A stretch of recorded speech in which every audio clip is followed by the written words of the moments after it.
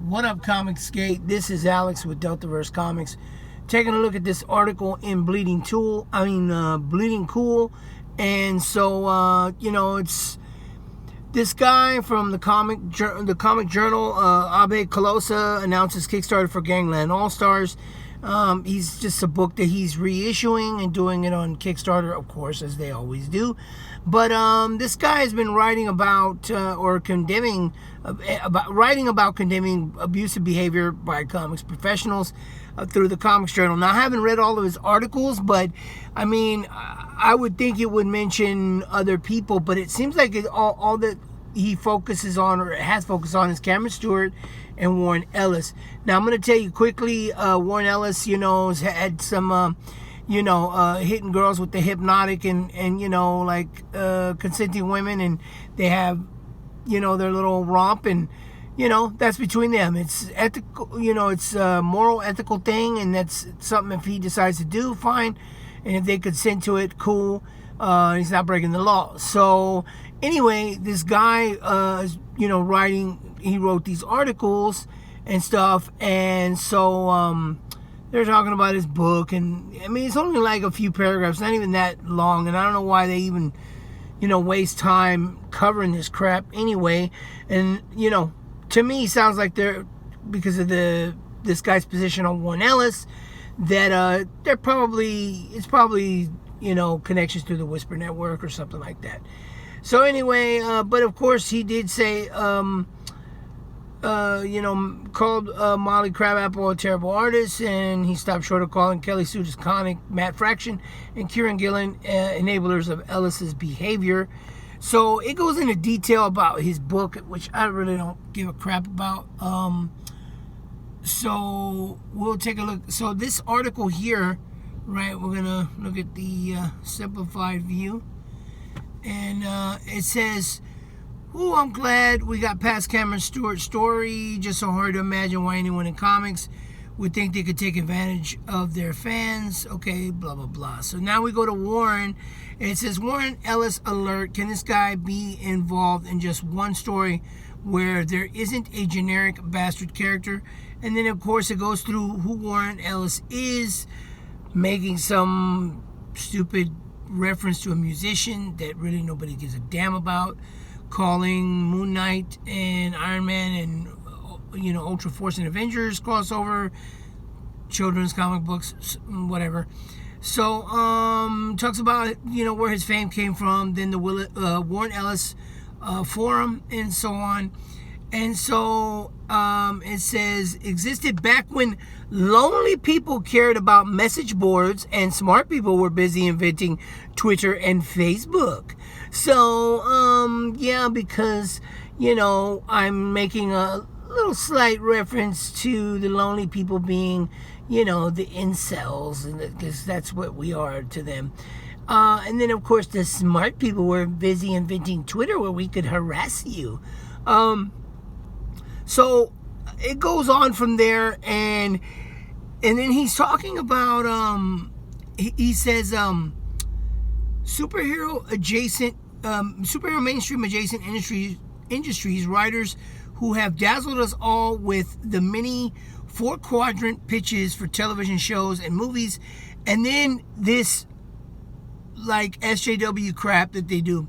And Squinset notes, I was handed Tucker, it just says Dungeons and Dragons. That can't be right. Who wrote this? People don't talk like that. And why do they always do that? Someone else recently did that, and it was definitely an SJW post. I wonder if it was Heather Antos. Somebody let me know. But anyway, at the time these controversies have erupted, Ellis was working for DC Comics on Batman Comics. And it says, have you heard about someone in comics being sexually creepy? Okay, well, I mean, what people do in private and they consent to is their business. If you want to call it creepy, while we come to find all of your people, like, just to throw one out there, Eric Esquivel, that they are, they all turn out to be, they're down with the cause, allies, SJWs, soy, and then they turn out to be the ones that are the predators themselves. So I probably wouldn't say all that because I don't really have room to talk. So it goes through the allegations, first going over Cameron Stewart, and then talking about Warren Ellis and Brian Wood. Let's see. So it talks about how these accounts came on and people were talking about what happened, giving their accounts and so on and so forth. But then supposedly these accounts just keep getting deleted and so on and so forth. And then it says here, at one point, 2 women and or femme-presenting individuals were supposedly reporting that they'd had negative experiences with Warren Ellis per hour. Okay, first of all, why would you do it past the first hour?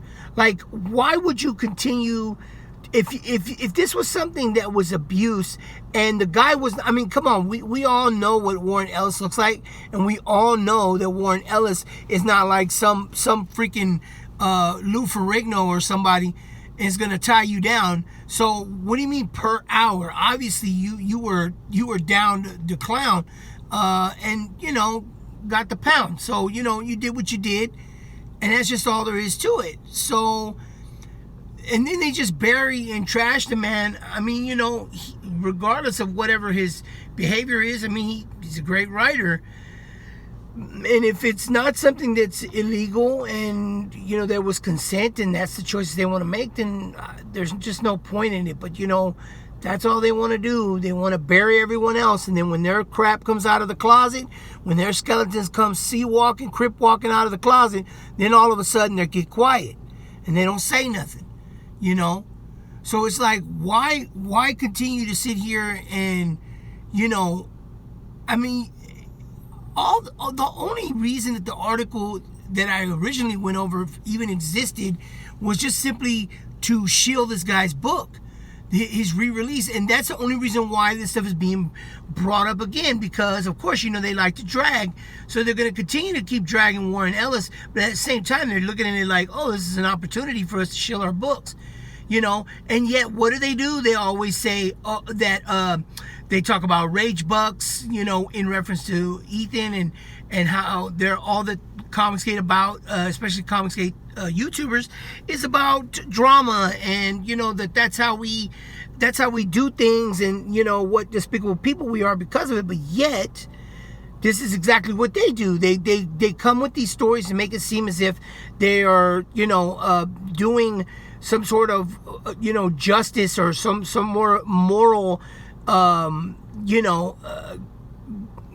don't know what you would call it, but something that just seems morally makes them look better than everyone else, a virtue signal, if you will.